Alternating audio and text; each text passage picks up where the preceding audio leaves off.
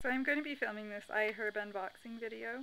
So the first product is the edamame sea salt salad topper, dry roasted edamame peas.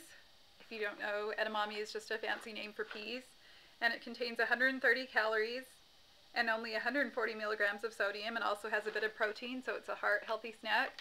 So I've ordered these before, but I reordered them because I really like them. And then the second product I got from iHerb with my rewards points.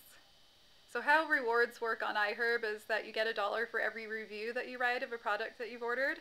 So I had to spend some time, but it was a paragraph each review, and I got $5 for 5 reviews, and that covered my shipping. So these two products were only $2.57 because of that. And so that's great in a recession like today, especially. So the second product I got is this Mild by Nature lemongrass hand sanitizer, and it's a 2-ounce bottle for on the go, it says.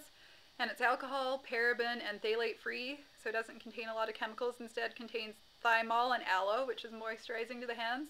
And it comes in this little spray bottle, and I plan to just keep this in my bag, easy on the go to keep from getting sick. I got these two products on iHerb. So this is just packaging fluff that it came with. It's for $2.57, which normally would have been $15.